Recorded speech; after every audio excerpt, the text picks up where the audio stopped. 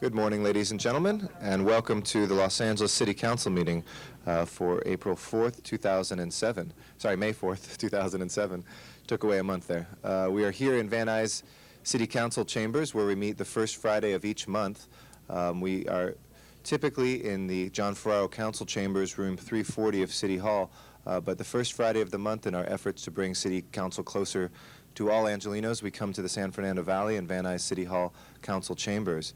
When we are here, folks are still welcome to come to our City Hall chambers to testify or give public comment, and we are able to watch that via teleconference.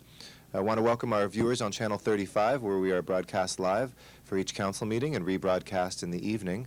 Also want to welcome any viewers on the internet. We are available online at lacity.org, where you can click on the links and listen to live streaming video of a webcast of our meetings.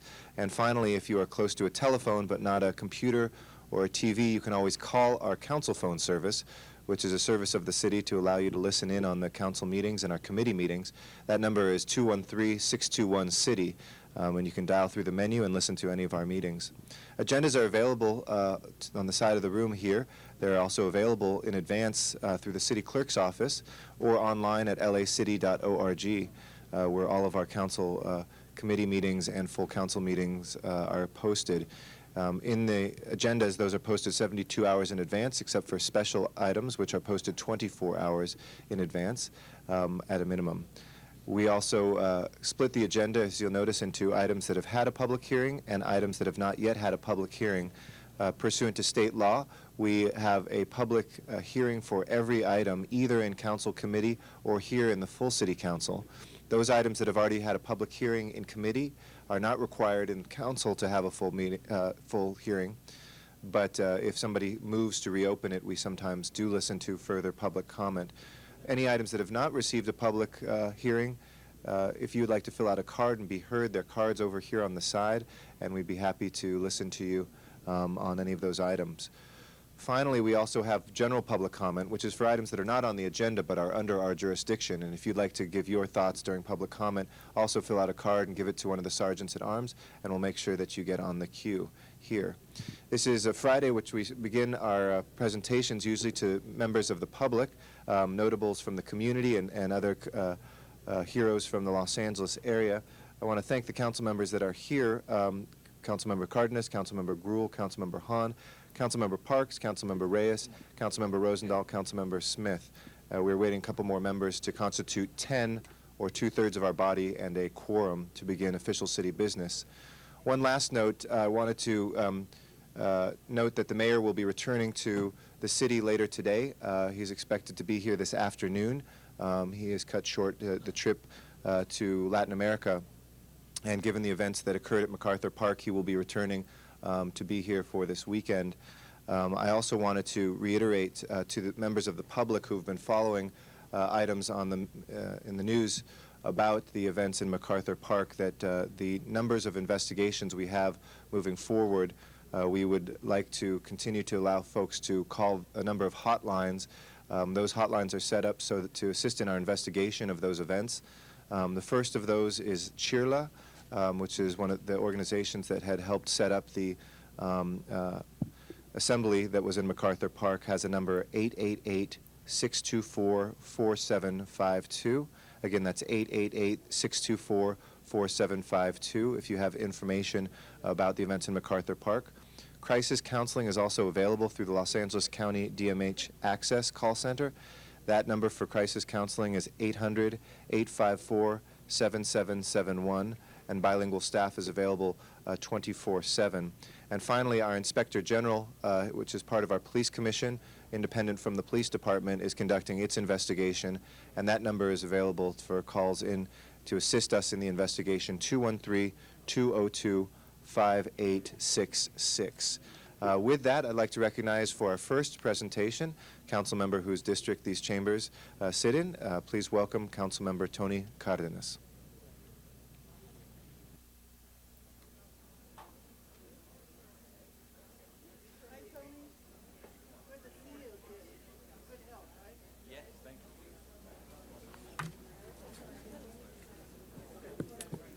Good morning.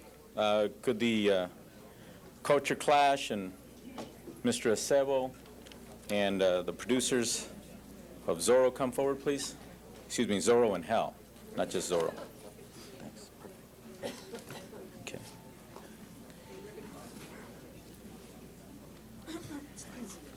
Today we are going to honor Culture Clash. Culture Clash is comprised of Richard Montoya, Rick Salinas, and Herbert Sigüenza, and was founded on May 5th, 1984, on Cinco de Mayo in San Francisco. And they're determined never to have a gang injunction against their crew. They're a comedy group. Culture Clash has become the most prominent Chicano-Latino performance troupe in the country with their strong sense of political satire, social commentary, and stand-up comedy and performance art. Culture Clash will be celebrating their 23rd anniversary on Saturday, May 5th. This date will also mark the launching of public ticket sales for their newest play, Zorro in Hell. Culture Clash Productions is joining forces with Islas Productions and Zorro Inc. to present their first commercial run at the historic Ricardo Montalban Theater in Hollywood this summer.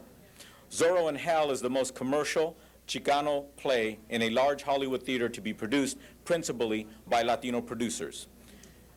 Culture Clash's newest play, Zorro in Hell, completes the trilogy of plays that deal with California history, including Chavez Ravine and Water and Power. Culture Clash established the Culture Clash Portal Project and Sell Space as an intensive program that seeks writers from all areas in Los Angeles who are interested in developing new stage works rooted in the site-specific interview-based field work that Culture Clash has perfected over the years. Culture Clash 188 is the first course devoted to the teaching of Culture Clash at the University of California, UCLA, in the spring semester of 2007. So they actually have a university who's dedicating time and energy so that young people can understand how important their work is. Culture Clash, after 23 years, is still, as they say, confused and full of rage. 23 years and they're still confused and full of rage. They're not that fast learners, but they're good people. Tickets for Zorro in Hell will be available online starting tomorrow at cultureclash.com. Also, tickets go on sale tomorrow at 3 p.m. at the Montalban Theater in Hollywood. Mariachis will perform at the theater, and the first 30 people who dare to dress as Zorro will receive free tickets. So tomorrow, if you're willing to put on your Zorro costume, Ed, I think you have one in your closet, right? Yes. It's actually Mr. Zine who has Oh, that's right. Mr. Zine has one. He's not here to defend himself, but it is he's Mr. got Zine. that Z on his chest. Okay. So at this moment, I'd like to ask one of the representatives of Culture Clash to please come forward and say a few words. Thank you, Councilman Cardenas. Thank you. We moved from the Bay Area in the early 90s to LA, and I just want to say that LA has embraced us, the council. I want to particularly thank Councilman Garcetti for allowing us into Hollywood. We had to check your papers, but it was all right. No, we're really proud to be there at the Ricardo Montalban, a theater that obviously needs revitalization, and we're there to revitalize Hollywood with Culture Clash in Hell. I think we're going to bring in a lot of people and kind of recreate what Zoot Suit did for the Aquarius Theater back in the 70s. And I just want to thank the council for all their support, and I urge everyone to spread the word. We open July 11th. And here's a few words from Ricardo Salinas. Open the meadow. No, that's the Silver Lake thing. I'm here for the wrong thing. Thank you so much once again. You've all been there for Culture Clash. This is our last play in the trilogy of plays about California, and specifically Southern California.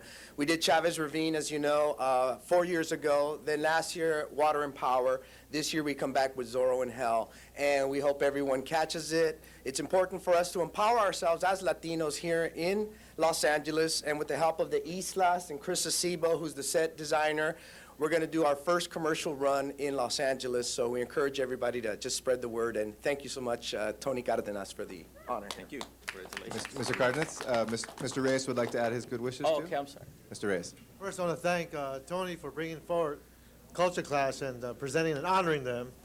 You should know back in '87, '88, I caught Culture Clash over at the United Way event, in Oakland and in San Francisco and in Berkeley. So I've been following you guys for quite, I'm not a stalker, but I've been following you guys for many years. And the work you've done in each one of your Travis Ravine and Water and Power, I'm happy to say my whole staff has gone to each event, and we're going to be going to your Zorro event as well. And I just welcome everyone to come. And those who are listening on Channel 35, bring your youngsters, bring your teenagers, let them know that they have an ability to learn. This is a history lesson while you're laughing, and it's the type of exposure that really brings forward a strong sense of history of our cultures and Los Angeles. And again, thank you for all you do, because you're enriching our lives with your great talent. Thank you very much. Thank you. And also, Mr. Cardenas, if I may add my good wishes too. Really appreciate you doing this, and I had the good fortune of being able to perform briefly with Culture Clash at the LA Weekly Theater Awards, which was a dream come true. If I get kicked out of office or retire or do nothing else with my life, I've amounted to something. So I thank you guys. You guys, we have big plans for you in Hollywood. We hope this is the start at the Montalban Theater, and I know we're working closely together on that. But I wish you all the best with this. As Mr. Cardenas put it, the most commercial Latino theater thing ever. So that means you guys sold out, but congratulations. Okay, thank you. And the good kind of sold out, right? Now, I think we just found out who the fourth musketeer is. Thank you, Council President Garcetti, for admitting that. I never thought you'd do it. But now I'd like to give an opportunity for a representative from East Las Productions to speak. It's very important for people to understand that there's wonderful work going on everywhere.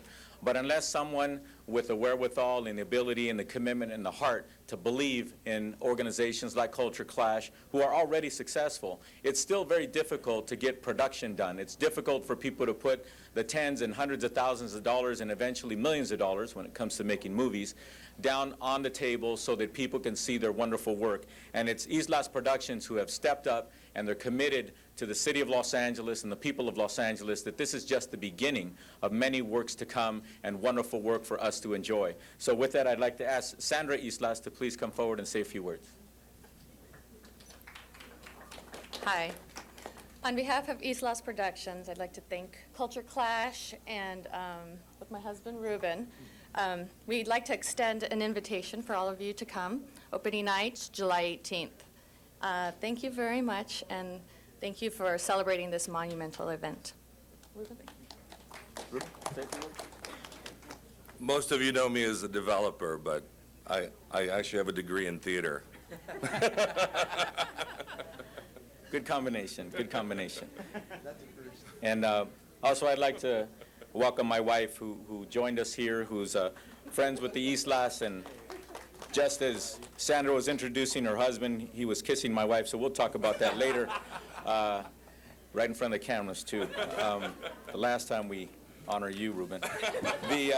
So at this time, I'd like to also honor someone who is a pioneer in his own right, and someone who has the heart and the commitment and the talent to oh my God. He got past security. Talk about timing. Richard's with us now, the third musketeer. Let me tell you a little bit about Christopher Acebo. He actually grew up here in the San Fernando Valley and received his Master's of Fine Arts degree, MFA, in set design from the University of California, San Diego. He did the set design for Culture Clash's newest production, Zorro in Hell. And Christopher also is the first to work with Culture Clash in 1998. He vowed never to work for them again, but he broke his own vow. And it's good that he did, because he's got wonderful talent and he's done great work for Culture Clash in designing the productions such as Border Town and Chavez Ravine. Christopher Acebo also did the costume design for Culture Clash's most recent production, Water and Power. He will move to Oregon, where he will be the first Latino set designer to hold the position of Associate Artist Director at the Oregon Shakespeare Festival later this year. So that's another testament to the well-roundedness of the talent that we have, and that Chicanos are able to conquer many, many fields. And when you talk about Shakespeare, that is the ultimate when it comes to production and when it comes to the talent and people's ability to cross cultures. So with that, I'd like to invite Christopher Acebo up to say a few words. Good afternoon, or actually I guess it's good morning. I'm a theater artist, so I'm not used to being up this early, let alone speaking to a group of people.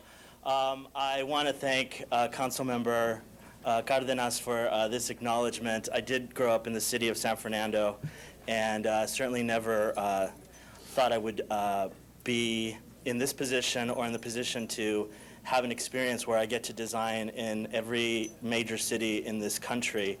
And I have to say that although I am leaving this great city of Los Angeles to move to Oregon, boy, that's a complex thing, right? To go from this immense, complicated, complex city to a very small town.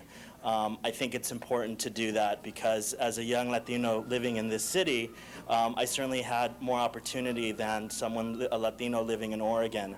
And I think it's important to kind of spread everything that I've been able to do here in this city to another town. So thank you very much. I appreciate this, and good morning. Thank you, Christopher. So with that, I want to present the certificate to Christopher Acevo and also the certificate to Culture Clash commemorating their Zorro in Hell, which we know it's going to be a great production, and we encourage everyone to go out and learn about the culture and the history of Los Angeles with a play with a funny name, Zorro in Hell. Congratulations to all of you, and we look forward to celebrating many more wonderful works that you are putting together. Thank you. And thank you, Richard Montoya. That was the best speech I ever heard you give. Thank you. Next, I'd like to recognize from the 12th Council District, Councilmember Greg Smith.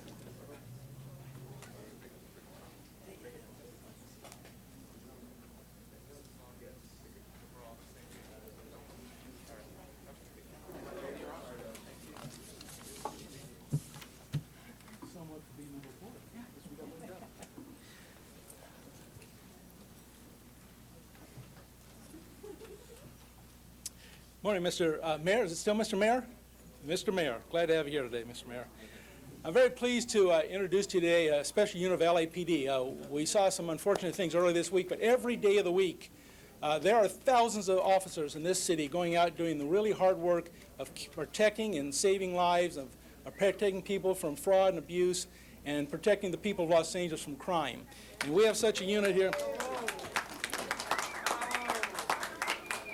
We have one of those special units here today that have done some really extraordinary things in the San Fernando Valley. I want to recognize them for the work. We have with us today Sergeant Jason Beatty, Officer Tim Scott, Officer Wayne Edwards, Officer David Childs, Officer Cesar Contreras, Officer Kelly Leipart, Officer Efrain Corral, and Officer Marcos Dutra, who are combined represent the Hotel Task Force Detail in OVB, Operations Valley Bureau. This unit was started in 2004 to look at the uniqueness of hotels and motels, and where a lot of people that want to commit crime will move into them and stay in them for a while they commit their crime in their area, and then they'll move out of the area. So nobody can really keep an eye on them. So this unit was formed to go out and find those people. In 2006, in Devonshire Division, our detectives identified, if I could get some quiet please over here, Mr. Mayor. Thank you. Identified a string of smash and grab burglaries from cars around the Porter Ranch Shopping Center.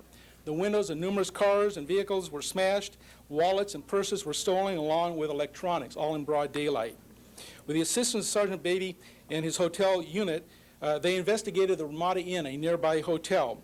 They conducted parolee searches, arrested 2 warrant suspects who had in their possession narcotics and a shotgun. In adjacent rooms, they arrested suspects with a computer and software for manufacturing fraudulent driver's licenses. In addition, they found stolen property and credit cards, ID cards, and equipment used for manufacturing identity theft.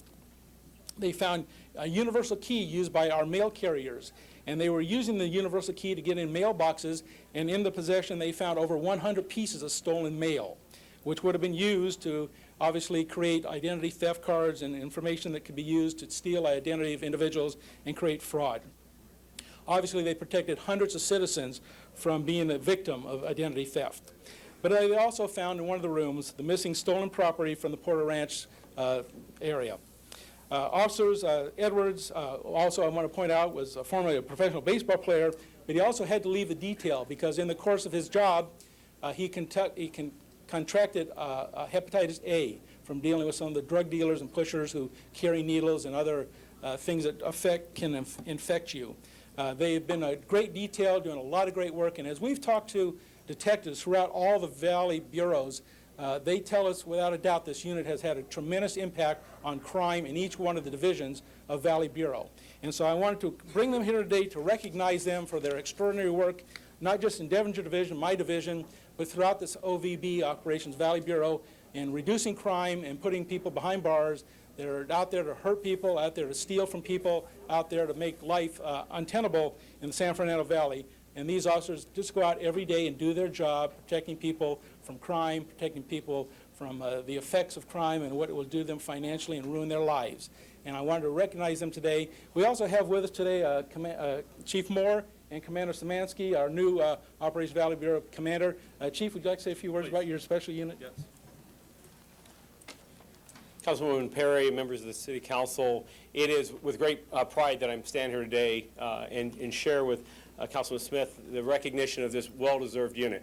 This is a concept that came from my predecessor, Deputy Chief Ron Bergman, and now retired Val Panacea of some innovation. But the men and women that are behind me are the people who actually deliver and go out each morning, go out each day, and are working effectively with a number of motel and hotel operators throughout the San Fernando Valley and identifying those 10%ers, those repeat offenders, those men and women that are on parole, on probation, that have warrants, that are fugitives from justice, that we know today are out prowling the streets of the San Fernando Valley committing crimes.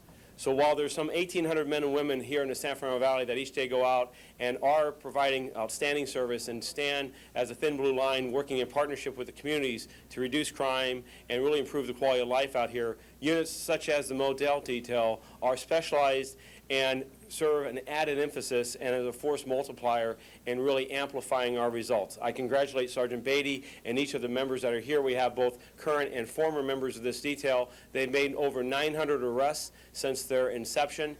Well over 600 of those are felonies. I read a log this morning from just a couple of arrests yesterday that led additional information that allowed our narcotic units to go out and seize hundreds of thousands of dollars and pounds of narcotics, the recovery of guns. So this is a detail that over and over again proves its worth. I want to congratulate each of them. I know that, as Councilman Smith indicated, we've had some injuries, including Sergeant Beatty going through a door.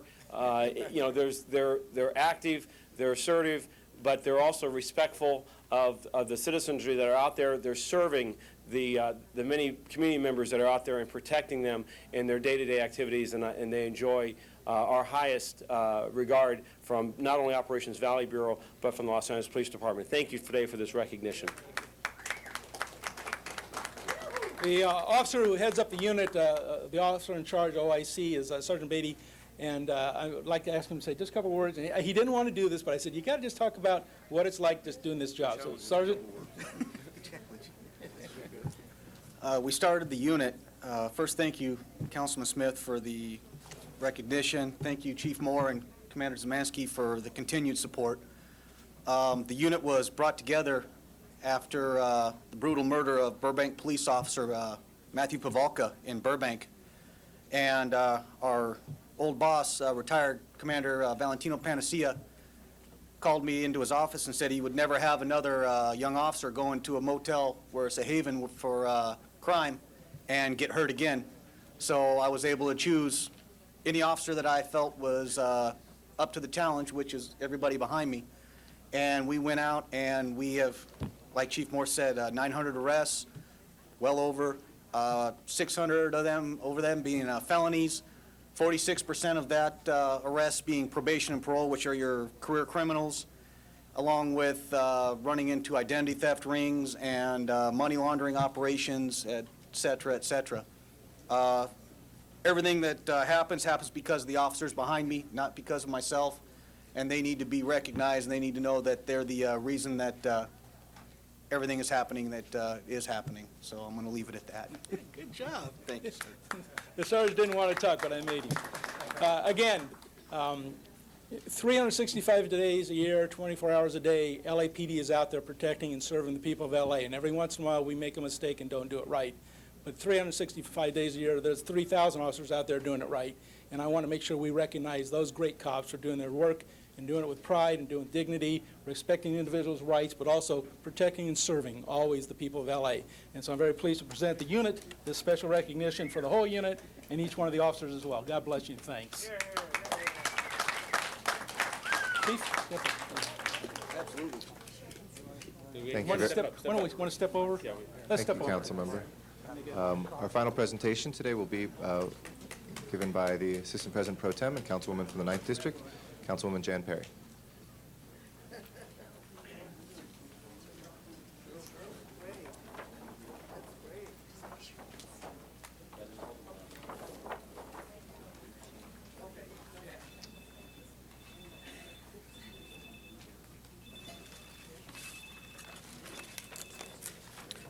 Morning, Mr. Wesson.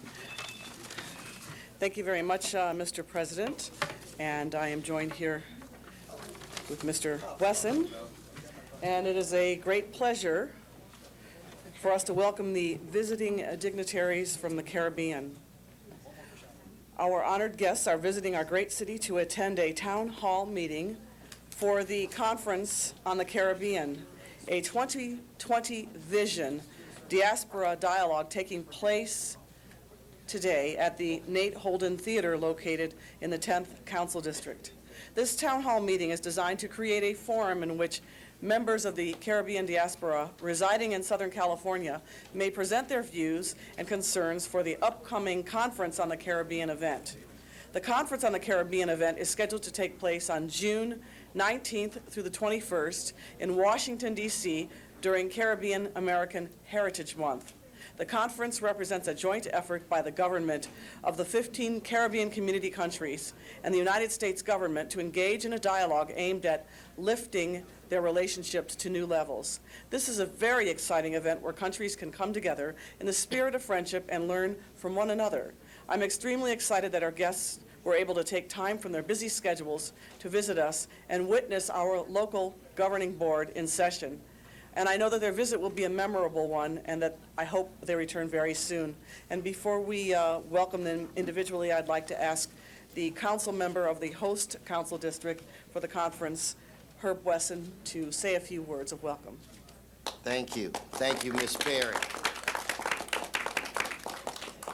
When, as the council member said, that you're here witnessing us doing our job, I just hope that you don't call back to your home countries and say, gosh.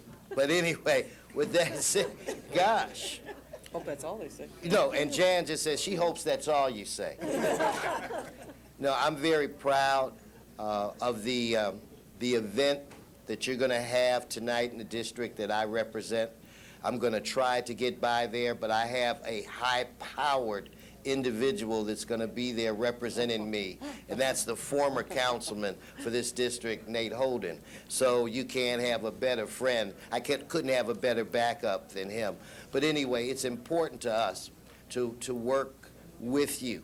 It's important to you, for you to know that you can work with us. So I'm excited about the things that will be discussed tonight, and I'm really excited about the things that's going to happen when you go to Washington, D.C. It's my understanding that this is the 10th time that you've had meetings like this in major cities, and so we're glad that you're meeting here in Los Angeles, and I'm optimistic that your meeting in Washington, D.C. will be very fruitful. Welcome to the greatest city in the planet. And thank you, and it's also a pleasure to recognize those behind us individually and to present them with certificates, which we will do so in a minute. First, His Excellency Michael King, Ambassador of Barbados. His Excellency Ellsworth John, Ambassador of St. Vincent and the Grenadines. Her Excellency Lisa Showman, Ambassador of Belize. His Excellency Beni Karan, Ambassador of Guyana. Not here? We'll Okay. give him a round Give him a of hand. applause anyway. Her Excellency Deborah May Lovell, Ambassador of Antigua and Barbuda. Mrs. Janet Madden, Community Relations Officer, Embassy of Jamaica.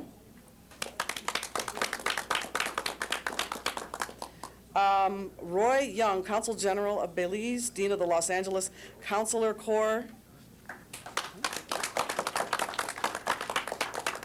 Dr. Gill, Honorary Consul General of St. Vincent and the Grenadines. Ms. Faye Housty, Executive Director, CARICOM Secretariat. Ms. Frances Signoret, Consular, Embassy of Trinidad and Tobago. And Mr. David Bulbulia, That's right the first time, okay. Deputy Chief of Mission, Embassy of Barbados. Did I miss anybody? Did I get everybody? And then our friend, Mr. Parks from the 8th Council District has joined us and would also like to say a few words. Thank you, Ms. You want Perry. to go over the names? No, Ms. Perry wouldn't let me come up until she finished all the names in the countries, because I don't do well with that. No, you don't. But I wanted to come up and just express my pleasure of being a part of this, and that particularly, I just realized very recently that I probably have the largest community of transplants from Belize than any other place in the city of LA. And so we are very pleased to know that. And in fact, I have a couple of grandkids that are Belizean, so I am very pleased to be here, and certainly want to say hello to all the Caribbean countries. We see many of you at the Trumpet Awards each year and highlight some of the activities that you're involved with. Certainly want to tell you that it's great to see you coming to the United States and continue that relationship, and have best of luck and support on your conference coming up. But certainly you have a great number of friends, relatives, and associates in our communities that the three of us represent, and we're just pleased to be here to honor you today. Thank you very much, Mr. Parks, and I hope that in the presentations that you have at the Nate Holden Performing Arts Center, you'll share with your countrymen who are living here in Los Angeles how important it is to make sure that everyone in your respective communities gets counted in the next census, which is coming up. We're preparing now, and the census will be in 2010, and it's absolutely critical that everyone get counted. So, thank you very much, Mr. President. Thank you very much. Thank you to all our dignitaries who are here this morning. Madam Clerk, will you please call the roll? Alarcon, Cardenas, Gruel, Han, Weezer, Labange, Parks, Perry, Reyes, Rosendale, Smith, Weiss, Weston, Zine, Garcetti, 11 members present and a quorum, Mr. President. Okay, hold on. Mr. Oh, I'm sorry, yeah. President, I'm very sorry. That's all right. I overlooked a point of protocol, and the Ambassador King would like to say a few words. Absolutely. Thank you. Please, welcome Ambassador King.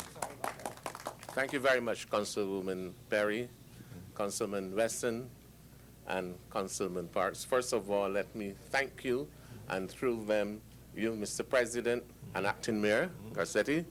It is indeed a pleasure to receive a warm welcome in the City of Angels, certainly in this beautiful town of Van Nuys, California.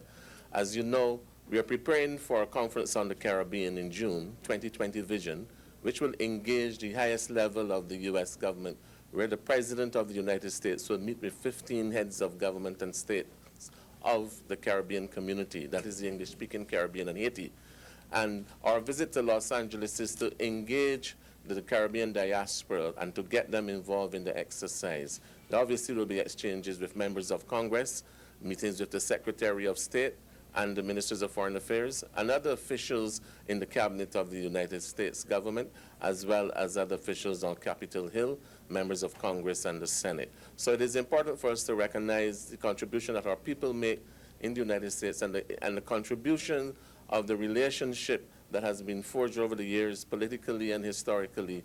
And we want to make sure that by 2020, this relationship will be strengthened by the engagement of our governments and people with all the people and senior officials of the United States. Thank you very much for welcoming us, and we wish you all the best for the rest of the year. Thank you. Thank you, Mr. Thank you, Ambassador. It's an honor to have you here. Thank you very much. First order of business, Madam Clerk. Approval of the minutes. Okay, Mr. Weiss moves and Mr. Smith seconds. Next order of business. Commendatory resolutions for approval. Ms. Hahn moves and Mr. Reyes seconds without objection. That will be approved too. Mr. President, do you wish to take a public comment at this time? Let's run through the agenda, and then we'll return to public comment. Before beginning the regular agenda, Mr. President, there's a request to continue item number 10 to May 15th. Okay, is there any objection, colleagues, to continuing till the 15th? Seeing none, so ordered. First items on the agenda are items noticed for public hearings. Items 1 through 9, they are street lighting district hearings, and the recommendation for council action is to open the hearing and continue the hearing to May 25th. Okay, colleagues, any objection to that? If not, we'll go ahead and we'll open the public hearings and continue those items till the 25th of this month. Next items, please. Next items are items for which public hearings have been held, items 11 through 13, and there's a request on item number 13 to receive and file that matter. Okay, if there's no objection, we'll move to receive and file that. Any specials, 11 through 13, colleagues? Seeing none, let's open the roll, close the roll, and tabulate the vote. 11 ayes. Those are approved. Next items, please.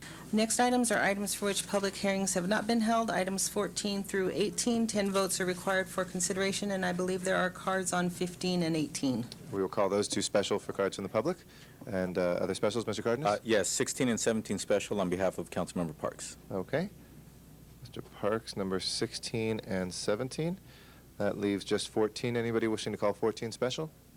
If not, let's go ahead and open the roll on 14, close the roll, and tabulate the vote. 11 ayes. That is approved. Next item? Mr. President, there is a special meeting. Do you wish to recess the regular meeting and take up that item? Yes, please. Let's recess the meeting. Please call the roll on the special meeting. Alarcon, Cardenas, Gruel, Han, Weezer, Labange, Parks, Perry, Reyes, Rosendahl, Smith, Weiss, Wesson, Zine, Garcetti, 11 members present and a quorum, Mr. President. Okay, we have one item before us, item number 19. We do not have any public speaker cards. We'll open and close those public hearings. Anybody wishing to call that special? Seeing none, let's go ahead. We'll open the roll, close the roll, and tabulate the vote. 11 ayes. That is approved. Does that take us back to public comment? Yes, it would, if you would like to adjourn the special meeting. Yes, let's adjourn the special meeting. We'll return to the regular meeting. Now's the time for general public comment. We'll start with Susan Rocha. And then Lauren Rothman.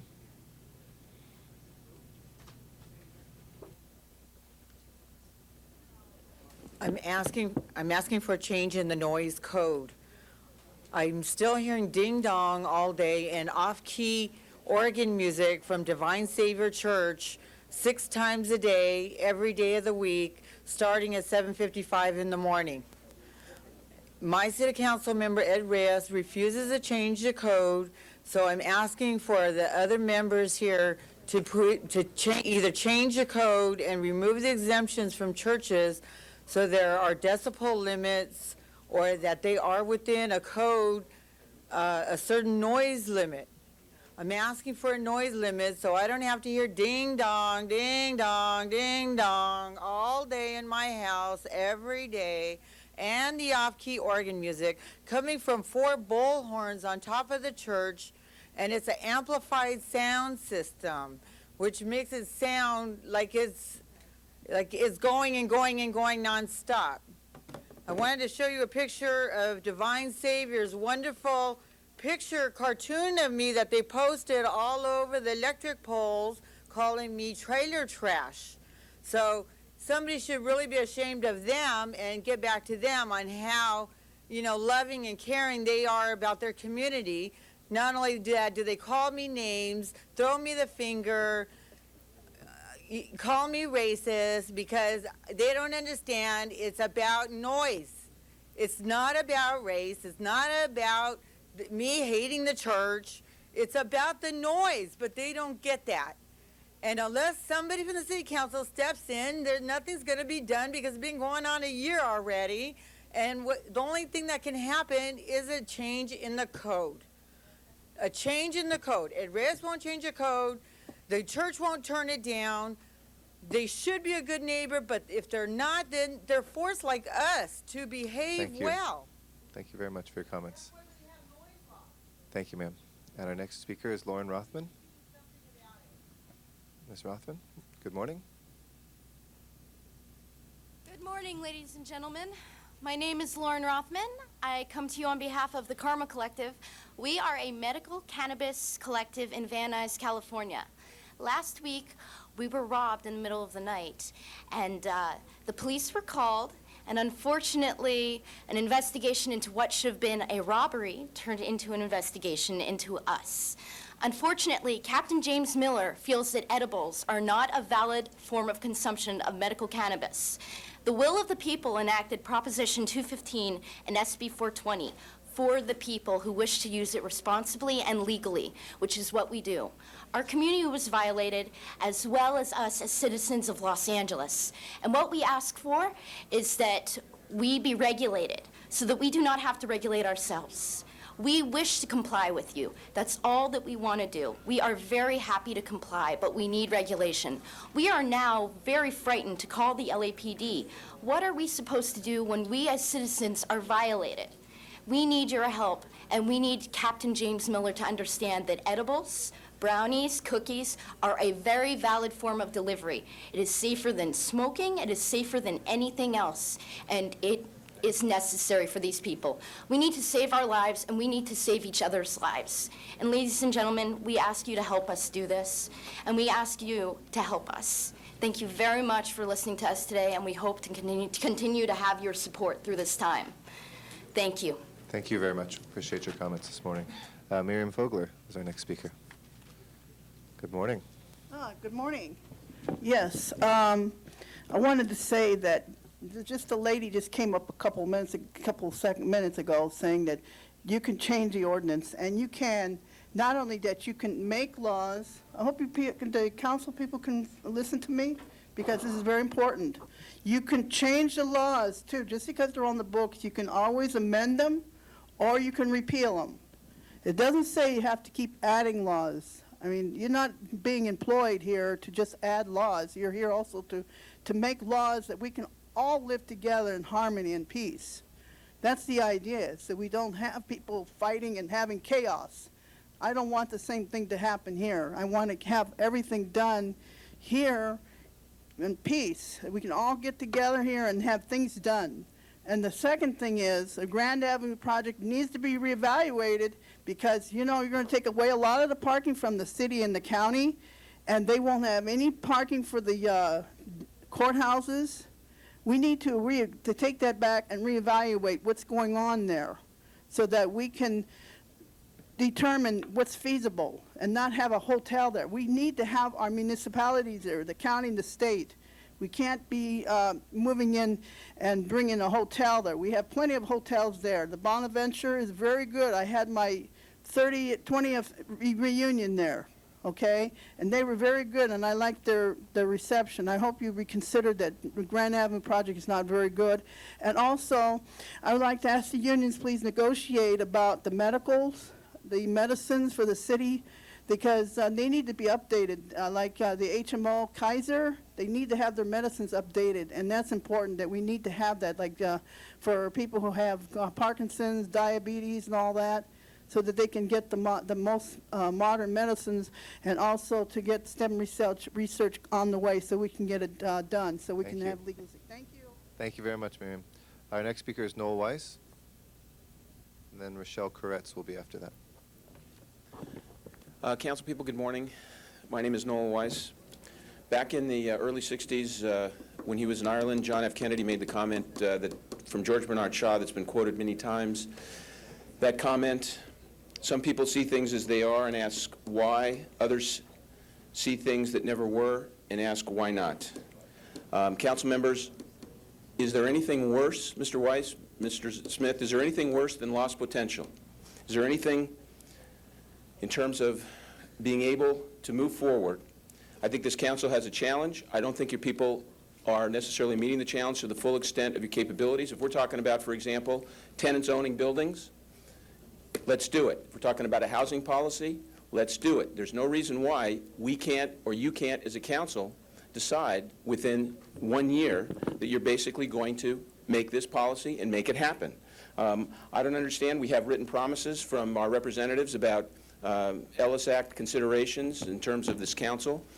So far, nothing. Hopefully that will be forthcoming. Educational reform and innovation, a very important issue. We have to begin to seriously consider it. Let's do it. I don't understand why, for example, tenants in District 2 have to continue to basically incur difficulties with regard to conversion issues. Again, nothing appropriate is happening. We need to have these debates. We need to have these discussions. You people are elected, but there's a certain moral legitimacy when you only get 6% of the vote to get here. I think it's really important that you begin to respect the public a little bit more, begin to basically move forward, set an agenda, run this city like a business. You are the policy-making entity of the city. Run it like a business. Make it happen. Set goals. Discipline yourself and make it happen. That's all. Thank you. Rochelle Koretz is our next speaker, and after that is Dijay Kuti. Good morning. My name is Rochelle Koretz. Thank you for the opportunity to speak to you. Good morning. I am saddened to see Mr. Wesson is not here because I had some kind words for him, but I will address the issues anyway. We are having some unwanted condominium development in our neighborhood, which is CD10, which is Mr. Wesson's district. Last January, Mr. Wesson went above and beyond the call of duty as far as we are all concerned and stood by us to put in a parking restriction to add more guest parking to condominium developments. It has since had a ripple effect. The other condominium developers are now adding additional parking. We are most grateful to him for stepping up to the plate and hanging with us to put this motion through in spite of advice from the city attorney which said he should not do it. We greatly appreciate it.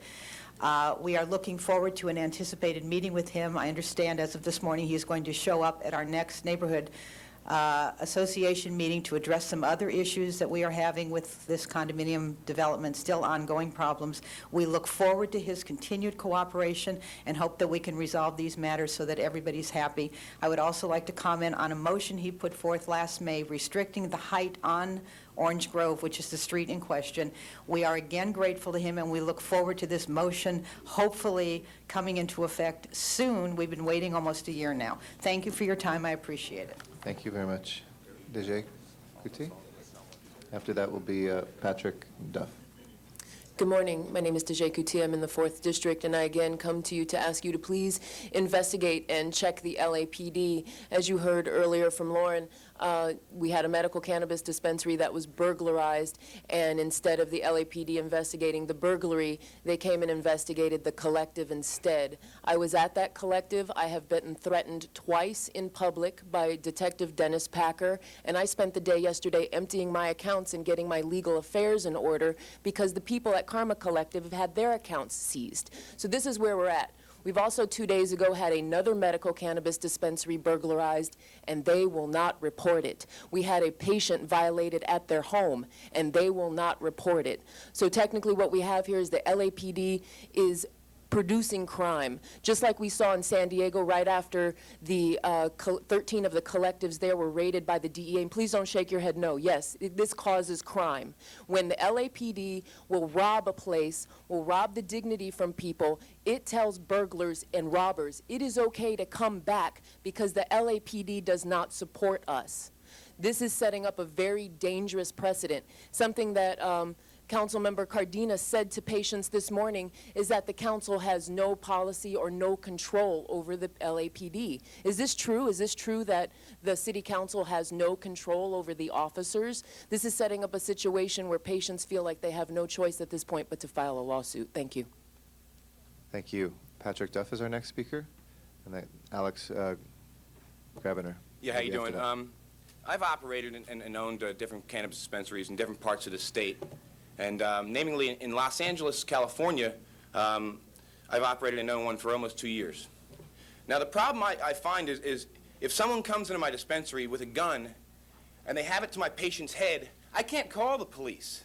Can you imagine that if your grandchild, ma'am, had a gun to his head and you couldn't call the police? That's how we feel. Okay? That's how we feel. How about the immigrants in the park the other day that were getting beat by batons? We feel the same way as them. We don't have rights. Where are our rights? We pay taxes. You said State Board of Equalization, we must pay taxes. Well, we're paying them. But they're still attacking us. We can't call someone for a robbery. What, are you crazy? You're allowing gangs to come into a legal business that you're collecting taxes from and rob us, and then if we call you, you conduct a narcotics investigation and come up with some bullcrap convenience argument about edibles. That's called a convenience argument, folks. Your convenience argument won't work in court. The person that you arrested is the sweetest, most innocent person you'll ever see. I believe she's got a college degree or 3 of them. okay? She got arrested that day because she said she was the manager of the establishment, because they asked, who's the manager of the establishment here today for the burglary investigation? Not so they can arrest her. If your grandchild had a gun to his head, Sir, if you could please address the council. Sir, if you could address the council in you general. would call the police. Please, we have children that are here. I don't care. We have Sir, children that come into the dispensaries I respect too. your right to speak. I'm asking you kindly to Sir, please address us. Sir, this is a serious respectfully. issue. If it's not serious to you, it is to me. It is serious to me, too. I'm asking Okay. you the manner in which you express The manner to this in which body. I express it Please do is the that. fact is, this officer asked her who the manager was so they can arrest her. Not so they conduct a burglary investigation. That's shiesty practice. That's shady. Our next speaker is Alex Grabiner. Honorable council members, good morning. I'm also here to speak as an operator of the Karma Collective. I would like to clarify Patrick's comments just a slight degree. Diana Hahn, who was arrested last week, is indeed a graduate of New York University, summa cum laude. She's a 23-year-old young lady with no prior arrests. The Karma Collective operates in complete compliance with the law, and as far as I understand from what I've seen of the forthcoming interim control ordinance, we operate in complete compliance with that as well, even though this has still not been brought before the City Council. And I'm here to ask you today to do something about the continued harassment that we have suffered at the hands of the LAPD. This did not end last Thursday.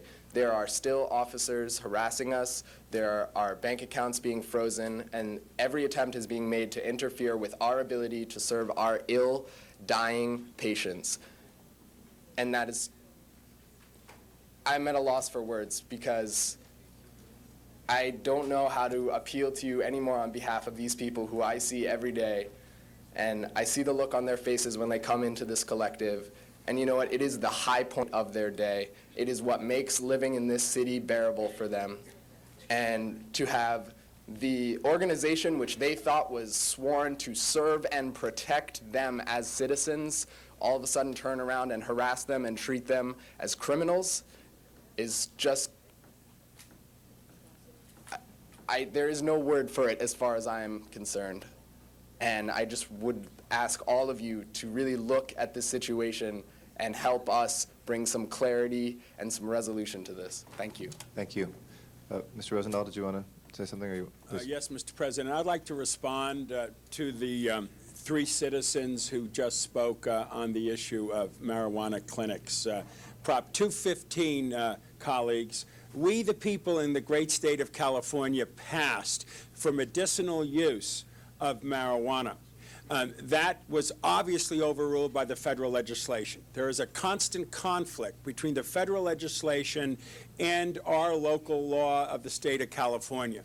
Frankly, I think the drug laws of the 80s are bad laws. And sir, if we can just make sure it stays But close on to this 40 words. particular issue, I think we should call an investigation to find out about the cooperation, collaboration, and all the other issues dealing with this particular civil rights violation. And it's also, unfortunately, Excuse me, a Mr. federal Rosendahl. issue as well. Thank you. Thank you very much. Our next speaker is Brian Hartel.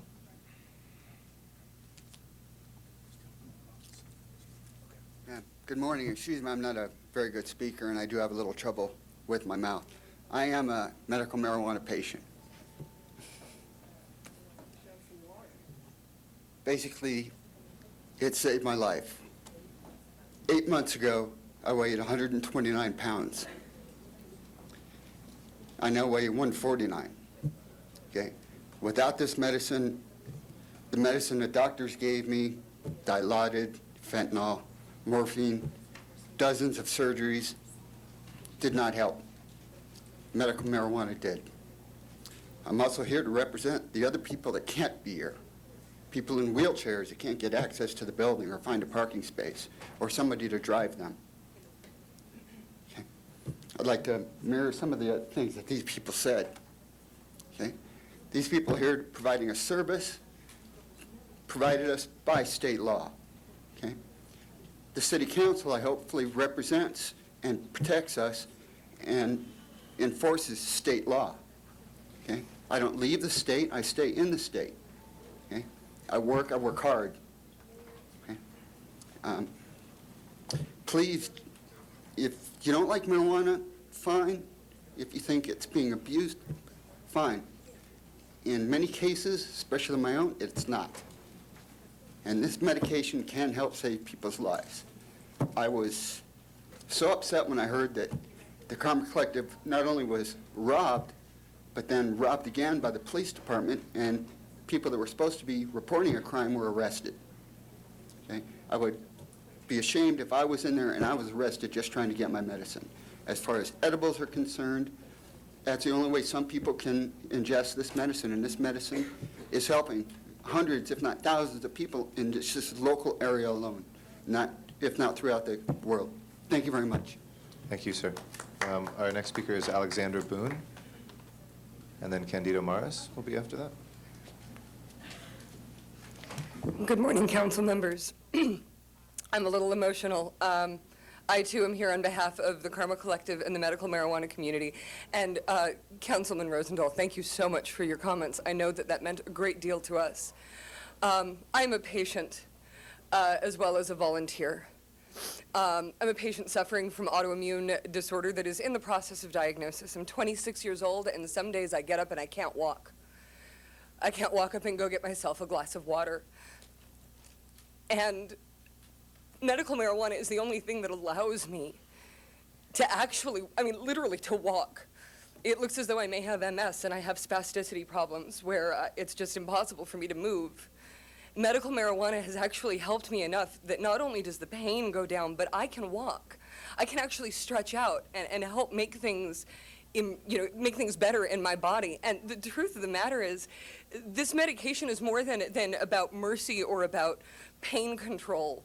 It actually helps some of us to be productive citizens. We are dealing with a crisis in this country and certainly in this city because we have science saying one thing and lawmakers and lobbyists saying something else. At the very least, we've got to support state law. At the very least, that's what it says. The state law is clear. So you know what? If the DEA came in and raided, maybe it wouldn't be our place to be here talking to you, but it was the LAPD. And this is wrong. It's absolutely wrong. We're good, honest, law-abiding people. And some of us are people who contribute to this society in many ways. We're people who volunteer throughout our communities. This has to stop.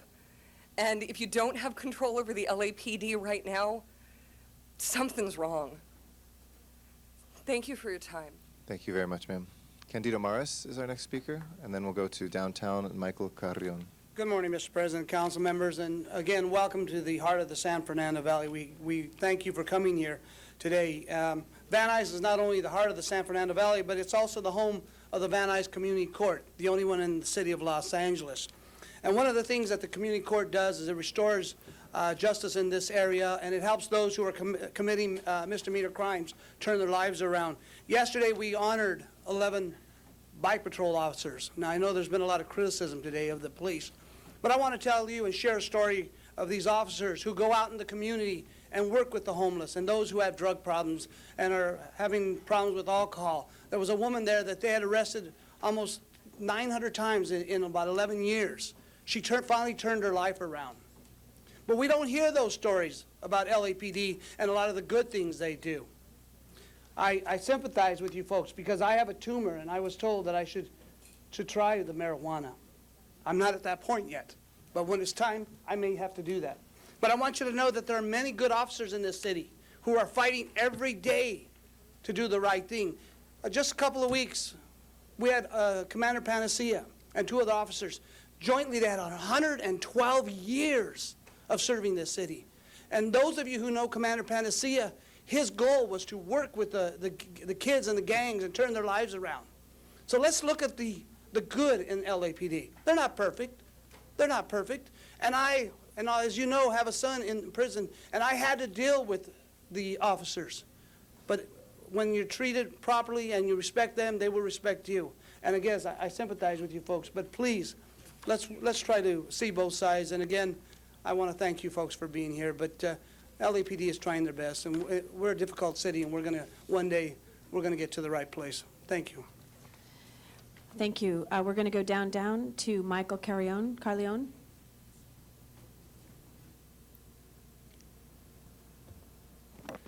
Hello, City Council.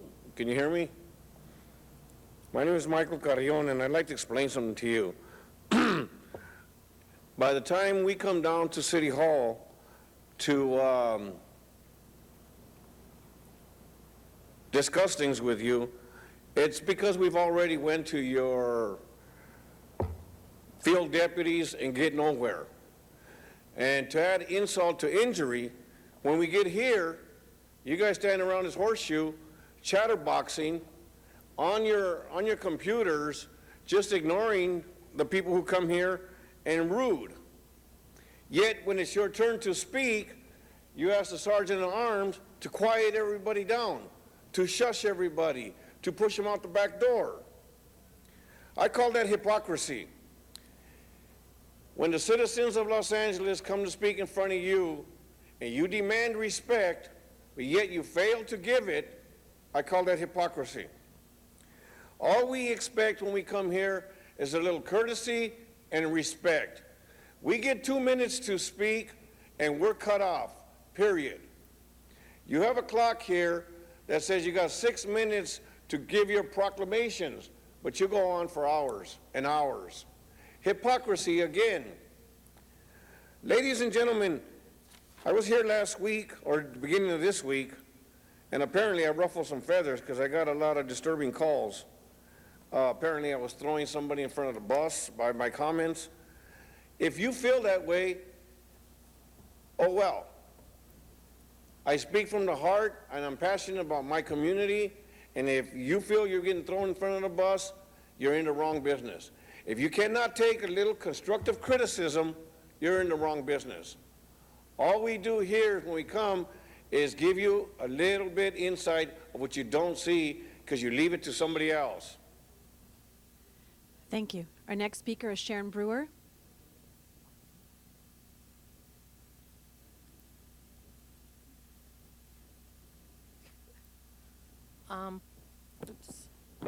Thank you. Sharon Brewer, this comment is for CD6. I'm not sure if he's in the room. Hopefully he can hear me. 42907, Israeli Independent Festival, city departments present. Around 5:40 p.m., I saw 5 LAPD cars, most with 2 officers, some parked in the middle of Woodley. DOT, 4 cars, 3 cars with personnel parked at Victory and Woodley. 2 GSD, OPS, 2 bike officers directing traffic. 1 OPS officer in a truck by the Japanese garden entrance. 8 or 9 motor policemen by the Japanese garden entrance. Numerous LAPD officers inside and outside the fenced event.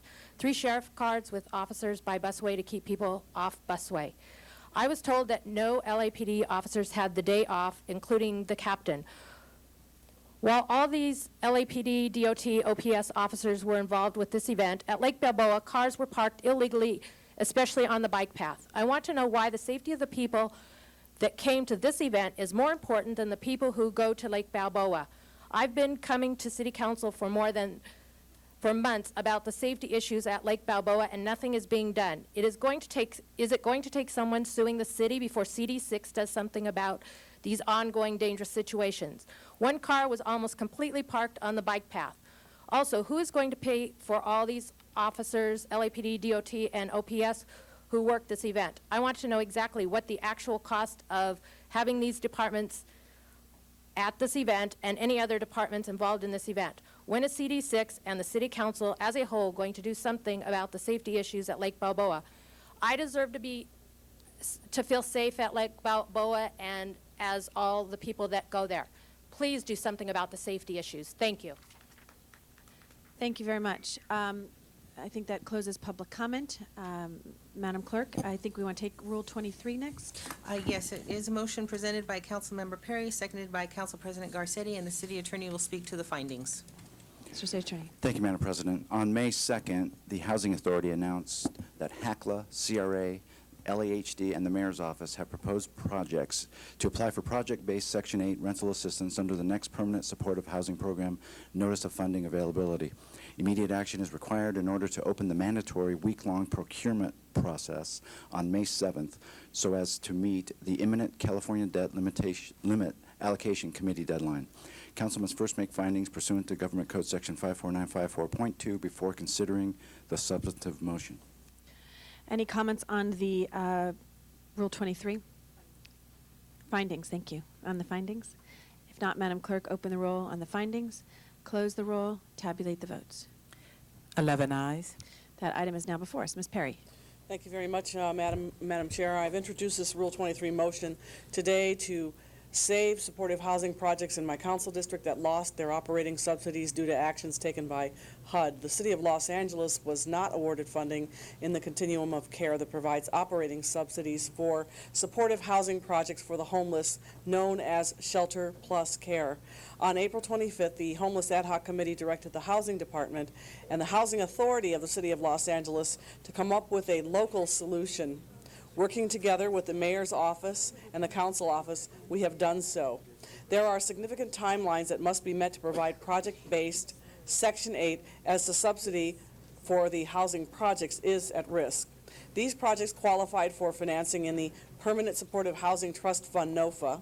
HUD regulations of project-based Section 8 requires a competition, and certain deadlines must be met before funding opportunities are lost. So I would ask my council colleagues adopt the findings and the motions as they've done, and then I vote on the motion itself. Thank you.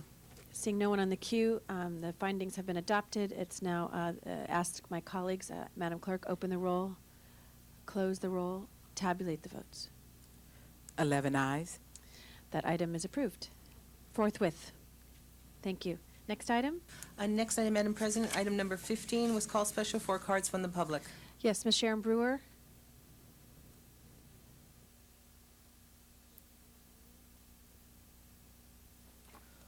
I'm speaking on the special event fee waivers.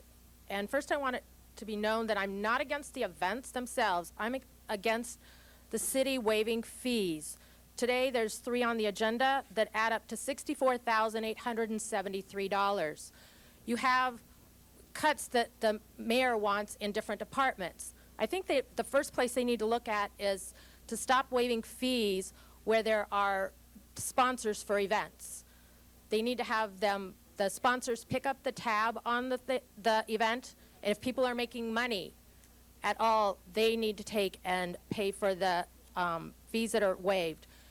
Regarding the last time that I spoke, and I spoke about over $77,000 being waived, those were all events that were fee waivers and not ones that were going to be reimbursed to the city. Again, you need to look at these fee waivers that are out of control. Thank you.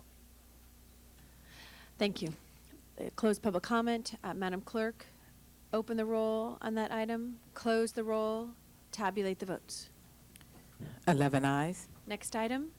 Next item, Madam President, items 16 and 17 were called special for Councilmember Parks, and they are both reward motions. Mr. Parks. I'd like to ask Detective McClanahan to come up to the podium. Detective McClanahan is a homicide investigator at 77th, and she's here, and we're going to ask the 2 families to come up. We unfortunately had 2 homicides on the same day, April the 15th, 2007, and we have family members here to represent.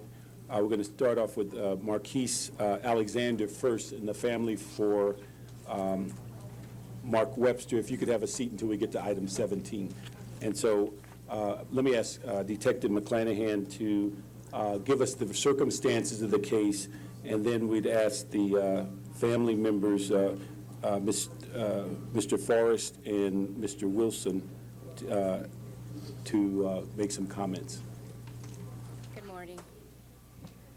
The circumstances regarding Marquise Alexander is the following. Marquise Alexander was standing at a gas station, a Shell gas station on the corner of Crenshaw and Slauson Avenue. There were numerous citizens there just congregating. He was standing there, I guess, stopped getting gas, and unknown suspects in an unknown type vehicle was crossing Crenshaw. Shots rang out of the car, and unfortunately, Mr. Alexander was shot once in the head by the gunshot. He is survived by his fiance, his family members, and is a baby 10 months old? And he has a newborn baby 10 months old. So we're just here requesting help from the council with reward, so we can bring an end to this homicide. We have the family. This is a family member. This is Aaron Forrest, his fiance. Okay, would you like to make some comments? Hi, I just wanted to say that we were together for 4 years. He was very active in my daughter's life. He did everything for her, so like, she still looks for him.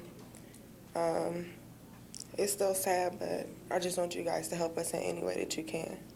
Thank you very much for coming out to this meeting, and I just ask for community support to assist 77th detectives at 485-1383 of anyone having information on the homicide dealing with Marquise Alexander, which occurred on Sunday, April 15th of 2007 at 5805 South Crenshaw Boulevard. I'd ask for an aye vote on that. Thank you, Mr. Parks. Hope this will help. Madam Clerk, open the roll on this item. Close the roll. Tabulate the votes. 11 ayes. That item's been approved. Next item, Next item is item 17, and that's also a reward offer. Mr. Parks. Okay. We'd like Detective McClanahan also to give us the details, and with us today is the wife of the victim, Crystal Webster. These incidents occurred about an hour apart from each other. Mark Webster was April 15, 2007. He was leaving a birthday party. He was standing on the sidewalk on Arlington Avenue and 54th Street, and two vehicles turned the corner. Shots rang out of the vehicles. He was hit one time in the lower back, and the shot was through and through. He succumbed to his injuries, and again, we have no witnesses. So we're here asking for the reward so we can solve his homicide also. Okay. Ms. Webster? Crystal Webster. Hi, I'm Mark's wife, Crystal Webster. We also have a 1-year-old daughter. She actually turned 1 4 days after my husband was killed. And if you have any information, anybody who's hearing this, please come forward. Please, thank you. Thank you very much. And just as the last one, this occurred on Sunday, April the 15th at 4 a.m. 22-year-old Mark Webster at the intersection of 2307 West 54th Street in Los Angeles was shot and wounded and succumbed to his injuries. We'd ask that an aye vote on this $50,000 reward. And also the callback number for anyone having information is 213-485-1383. Thank you, Mr. Parks. Madam Clerk, open the roll, close the roll, tabulate the votes. 11 ayes. That item's been approved. Thank you. Next item. Item 18 was called special for cards from the public. Mr. Weiss. Council members, the reason why I wanted to just speak on this issue, it's a request by Mr. Rosendahl to have $16,200 from his, I guess, the real estate fund, I guess, that each of you have. It's something that's obviously worthwhile, but just in terms of the protocol, I just wanted to point out, because I think there is a need, if we're talking about gang issues and related issues. We have the Junior Olympics coming. I still want to pursue that. I think there's an opportunity if each one of you in your districts maybe took $5,000 or $10,000, matched it with community funds. The council basically could approve it. The mechanism exists for the city to try to get these kind of youth programs involved. They're bottom-up programs. It doesn't have to be from the top down, and it's really just a wonderful opportunity here. And you know, obviously I don't begrudge Mr. Rosendahl trying to clean up Venice. It'd be nice, I think, if the money came after the work as opposed to before the work, but apart from everything else, just the protocol, just the mechanism, I would just again throw that out for everybody's consideration. Thank you. Thank you, Mr. Weiss. The item is now before us. Madam Clerk, open the roll, close the roll, tabulate the votes. 11 ayes. That item's been approved. Yes. For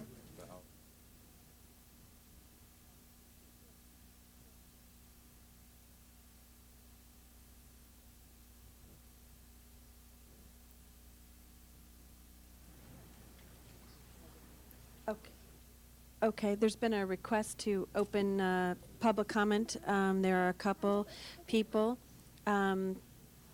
if we can, I think there's three people here who are here. If there's no objection, we have three names, Geneva Reese, Summer Reese, and Miguel Groman. Are they here? If you could please. 2 minutes each. It'll be 2 minutes each.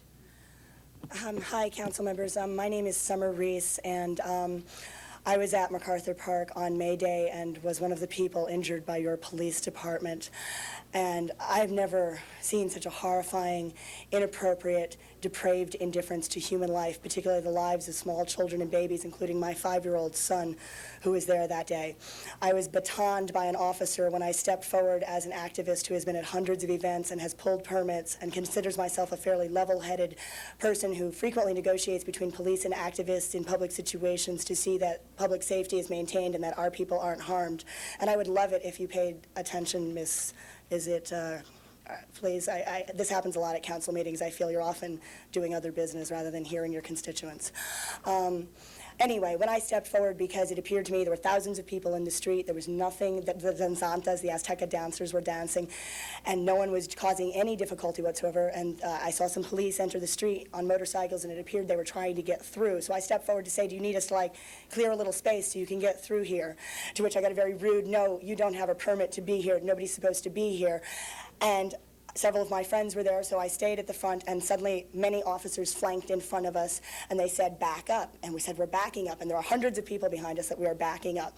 And they said, back up again. We're backing up as fast as we can. And we said that we are backing up as fast as we can.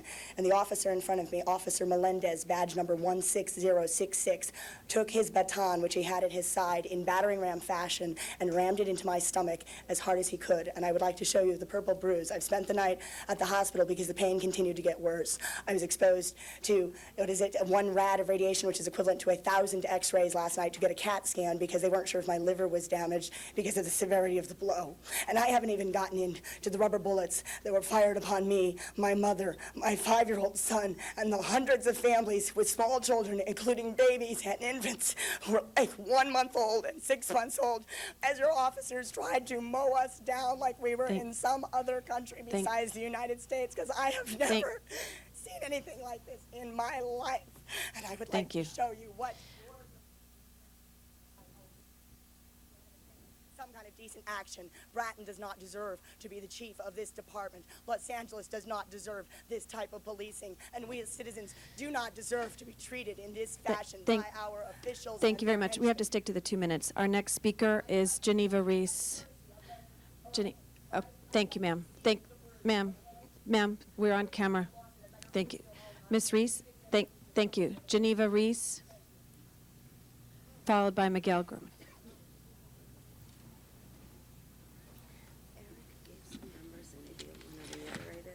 My name is Geneva Reese. I've been involved in political organizing since the 60s, from coast to coast in major cities. I have never seen anything to equal this for assaulting peacefully assembled innocent people in a public park. Not everyone in that park was part of the demonstration. People use that park and have picnics and play games and ball and take their kids to climb trees. There were people there sleeping, taking naps, reading books, and they didn't care who they were or what they were doing. There were vendors, there were people showing their handicrafts, and they ran over them, and people lost their goods as well as their health and their safety. And I want to say that the time spent arguing or debating or even asking who may or may not have actually thrown anything at the police, which I sincerely doubt, is a complete disservice to all of us, because it does not matter what happened at the front. Those police were planning this. We have evidence of it, and it was obvious the way they lined up in military fashion, well in advance of anything happening, and the way they converged on the corner from which they launched their attack, that they were preparing for it before anything had been done by anyone. And it is outrageously unreasonable to expect, when you have thousands of people, that someone in the group might not be stupid, childish, or drunk, and have nothing to do with representing anybody or anybody's interests, might do something and lob a missile like a plastic water bottle at the police. This is not a license or an excuse to then attack up to 10,000 people who are there peacefully sitting on the grass eating fruit, playing with their children and their pets. Thank you very much.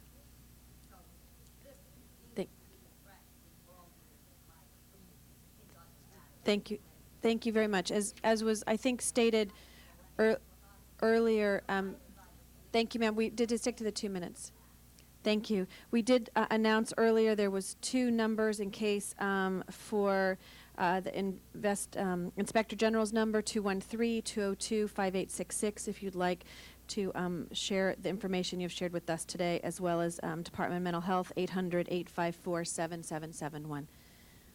Miguel.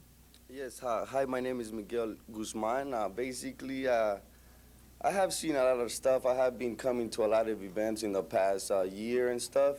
And basically, May Day of last year, they saw us on how we came to the street, and basically we had a peaceful event that we marched to City Hall from MacArthur Park. And this year, the police decided to get ready because they did not want us to be there this year. But basically, you know, you guys are having big events like Fiesta Broadway that you guys expected 500,000 people to show up, but yet you did not have this many people, this many cops in riot gears for them to be ready for an event like this.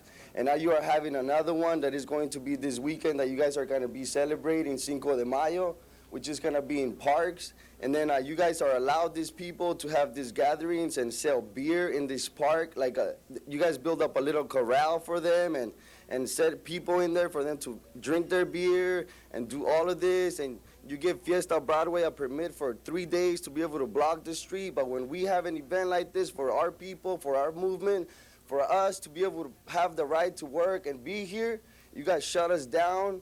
Can even be on the street for a few minutes because they only could block the street, the police officers, but we can't be there. It's completely wrong what they did to us, okay? So if you're gonna take a closer look, I think I suggest you should step in and just realize what is going wrong with the people that are doing these bad things, because a lot of these officers are coming from Iraq, and we know what is going on over there, and basically they're trying to do the same thing here. They had a lot of anger within them. So please just consider that and appreciate anything that you do, and thank you. Thank you very much. Mr. Reyes. Again, council colleagues, I want to thank your support for our motion today. We have called for a report in 30 days. We are doing everything within our power to address what has happened, to correct it. The chief has come forward, has been very transparent in his approach. The FBI is now involved. We're doing everything within our capacity to address this. As you know, several elected officials have already converged on this issue. As we speak, I believe Assemblyman Fabian Nunez is at the park trying to bring back a sense of confidence to our community that we can use this park. My office is working diligently with the nonprofits and all the community organizations that have matured and evolved since the riots of 1992 to address some of these social ills and our economic hardships, and reaffirming that this park is a place for families. So I just want to make sure we understand that when this blows over in a week or two, in a month, or whatever it takes, that we still need to work together as a community with our officers. We're trying to protect our families from the gangs, from the drug dealers, from the prostitution, and the illegal vendors that essentially lower the quality of life of our great city, of our great neighborhoods, of our great park, MacArthur Park. So I ask for that type of cooperation for the future of our community. Thank you very much. Thank you very much, Mr. Reyes. Appreciate that. Closes public comment. Madam Clerk, next item. Council has motions for posting and referral. They will be posted and referred. There are excuses on the desk. Councilmember Grue requests to be excused Tuesday, May 8th for city business. A motion is required. Mr. Parks moves. Ms. Hahn seconds. And Council President Garcetti requests to be excused Wednesday, June 6th to leave at noon for city business. That meets council policy. He will be excused. And that clears the desk. Thank you. Do we have some announcements? Yes, Mr. Parks. Thank you, Madam President. I'd just like to introduce the council to a young lady that's here monitoring the council. Rakinya Malik is a student at the Madison Medical Magnet Middle School. She's here because of an assignment that she will be going back to the Leadership Summit in Washington, D.C., and she's also a member of the United States Achievement Academy. But she's here monitoring council as part of her development in leadership to find out what city business. I'd just like to introduce her to the council and thank her for being here. Thank you very much for being here. Other announcements today, colleagues? Yes, Ms. Hahn? This weekend, tomorrow, Saturday, is the 18th Annual Pacific Islander Festival at Ken Malloy Harbor Regional Park in Harbor City. The opening ceremony is tomorrow morning at 10:30. It's a great opportunity to come for a real honoring of our Pacific Islander community. There'll be festivities and food, and again, the opening ceremony is 10:30. And hopefully, one of the other residents of Ken Malloy Harbor Regional Park, Reggie, will make an appearance at the Pacific Islander Festival. Hopefully he'll stay in the lake, though, and not join the others for the food and festivities.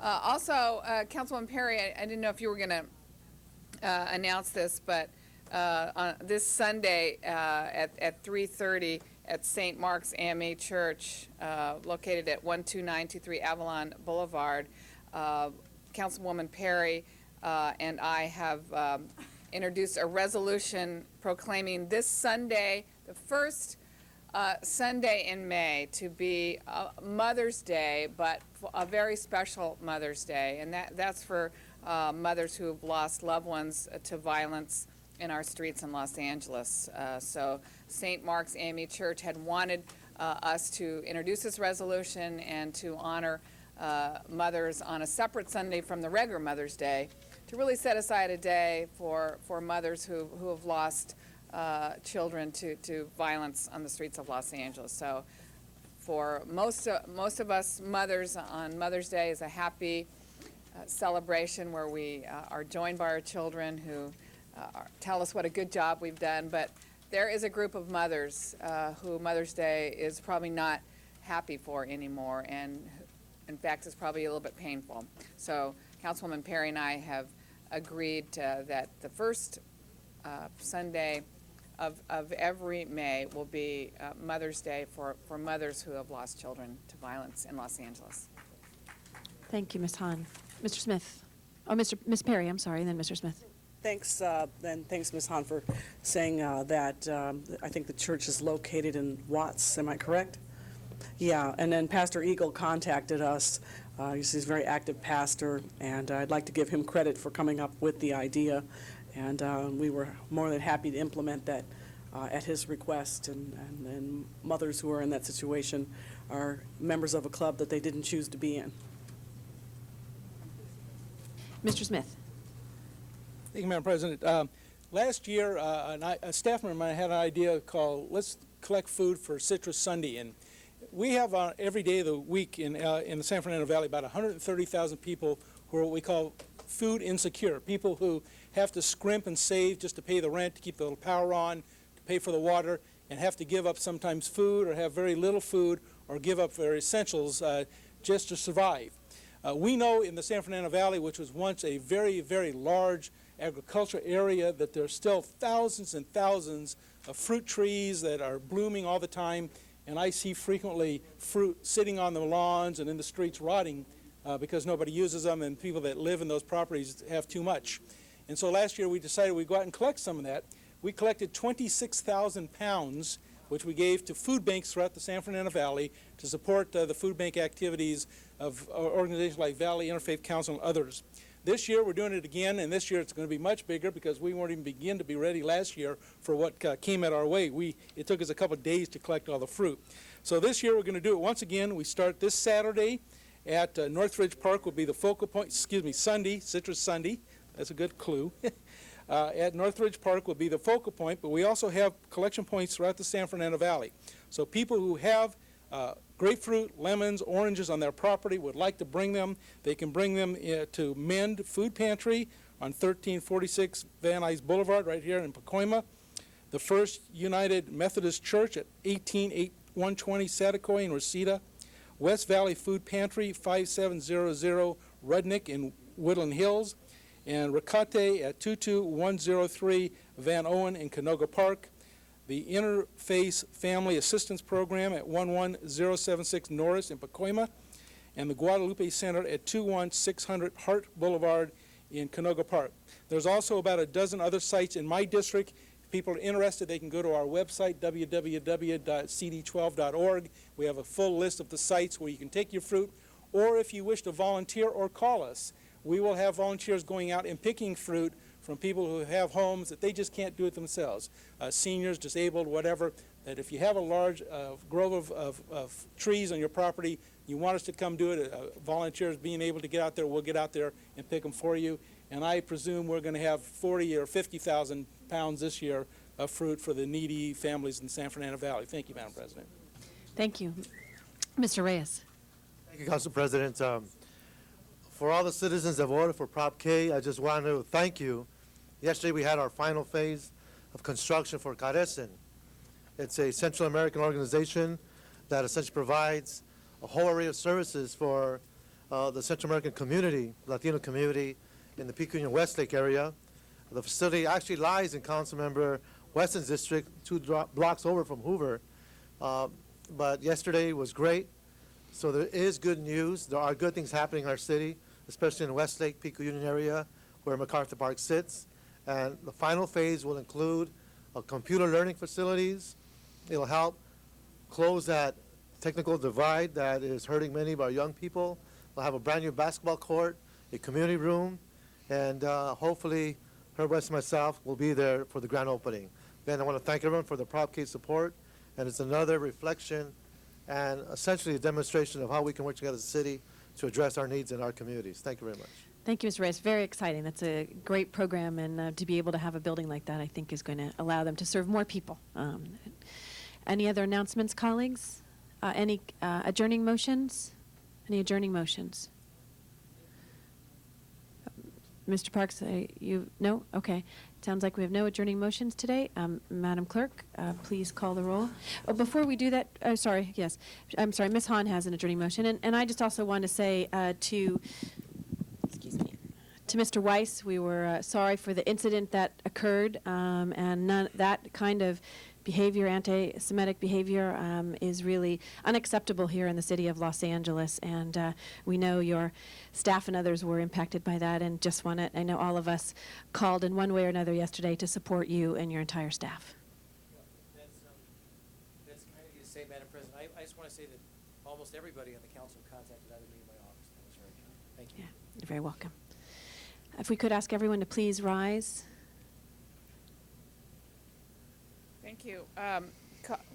Colleagues, I would like us to adjourn today in the memory of Dr. John Stevens, who was the Abilene Christian University Chancellor Emeritus, former president of that university, professor, historian, longtime Abilene civic leader. He passed away on May 1st, and he was 88. And I'm doing this because that was my alma mater, Abilene Christian University, and I knew Dr. Stevens very well, and his family has been very close to me over the years. The current president of Abilene Christian called Stevens one of the most influential and best-loved figures in the 100-year history of this university. Stevens' influence at Abilene Christian University began in 1934 through his roles as student, professor, administrator, president, and beloved emeritus, and spanned more than 70 of the 101 years since the beginning of this institution. And there's so much to read about him, but I'll just try to narrow it down that John Stevens also served as an Abilene City Councilman from 1967 to 1970. He was the president of the Key City Kiwanis Club, board chairman for the Abilene Boys Ranch, director of the Abilene United Fund, director of the Abilene Philharmonic Association. He was a director of the Citizens National Bank, He was one of the members of the Abilene Chamber of Commerce, a member of the Citizens for Better Government, a chair of the Board of Directors for the NOAA Project, and as an officer on the Board of the Directors for Disability Resources. He was a member of the Abilene Arts and Education Task Force. He just was a great member of the community and the religious community and the civic community. After he retired from the presidency, he returned to the classroom as a history professor and taught until 1999. And in 1999, late in his life, he published No Ordinary University, The History of a City Set on a Hill. He's survived by his son Clark, by his daughter, who was my dear friend in college, Joyce Cole, and her husband, Jim. And other survivors include 5 grandchildren, Chris, John, B, Austin, and Jeannie, 4 great-grandchildren, Neely, Ava, and John Christopher, and Katerina, as well as several nieces and nephews. The services will be tomorrow at 1 p.m. at the University Church of Christ in Abilene, Texas. It's always a tough job to be a leader of a university, and he did it with grace, with humor, with wit, and it was a great experience for me to be a student there while he was the president of that great university. Thank you, Ms. Hahn. Mr. Cardenas. Thank you, Madam President. This week, a member of our city family suffered the death of his mother. John Chavez, a 17-year employee of the city, most recently overseeing the LA Bridges Division, lost his mother, Maria Elena Chavez, on Sunday, April 22nd. Maria Chavez, who was 82 years old, had a 2-year bout with cancer. Her death came quickly when her health began deteriorating rapidly last Saturday. She died at home in the presence of many family and friends and suffered very little, and for that the family is eternally grateful. Maria Chavez came to the United States from Mexico in 1956. At Roosevelt High, while taking English classes, she met her future husband, Rafael, and they were married in 1960. She worked as a supervising registered nurse at USC Medical Center for 25 years, and she retired in 1986. She was very active in her church, St. Denis in Diamond Bar. Her husband and 1 son, Hiram, preceded her in death.